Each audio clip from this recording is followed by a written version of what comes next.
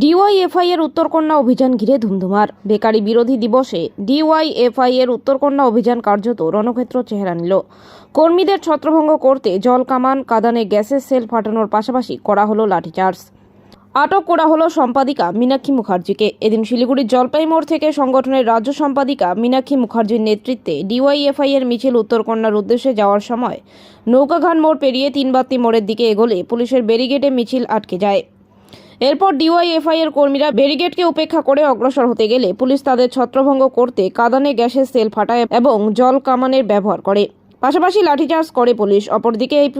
অপরদিকে এই সময় পুলিশকে উদ্দেশ্য করে ঢিল ছাড়া হয় বলে অভিযোগ ডিওয়াইএফআই কর্মী সমর্থকদের বিরুদ্ধে। লাঠিচার্জ এবং ঢিল ছড়ায় ডিওয়াইএফআই ও পুলিশ কর্মীরা আহত হবার খবর মিলেছে। অপরদিকে এই ঘটনায় রাজ্য সম্পাদিকা মীনাক্ষী মুখার্জি সহ বেশ কয়েকজন ডিওয়াইএফআই কর্মীদের আটক করেছে পুলিশ।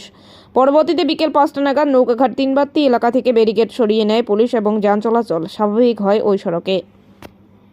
পুলিশকে নিতে হবে। কোন লিখিত অর্ডারে পুলিশ এখানে দাঁড়িয়ে আছে? জমায়েত যদি নিষিদ্ধ হচ্ছে, পুলিশ আমাদেরকে কেন জানায়নি? একটা মেল করেনি, একবার বলেনি। ছেলেখেলা চলছে পশ্চিমবঙ্গে। আপনারা কি যাবেন? আপনারা যাবেন কি? আপনারা যাবেন?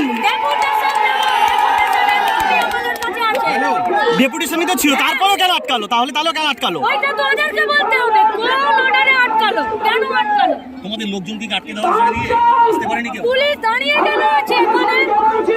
পুলিশ জল কামান নিয়ে ব্যারিকেড করে কেন দাঁড়িয়ে আছে? কেন? তোমরা যাবে ভিতরে ঢুকবে? পুলিশকে ব্যবস্থা করতে হবে। পুলিশকে আমরা এখনো চাই, পাবলিকের মার থেকে যদি বাঁচতে চাই ব্যারিকেড খুলবে। ডেপুটেশন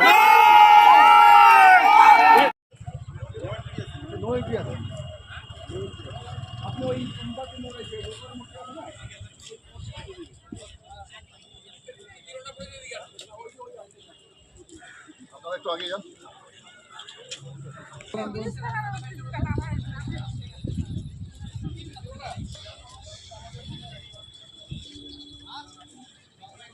আমরা টেনে নেবো তখন টেনে নিয়ে ওইকে বন্ধ করে আগে বন্ধ করে দেবে, তারপরে এইখানে দুজন ঠিক আছে।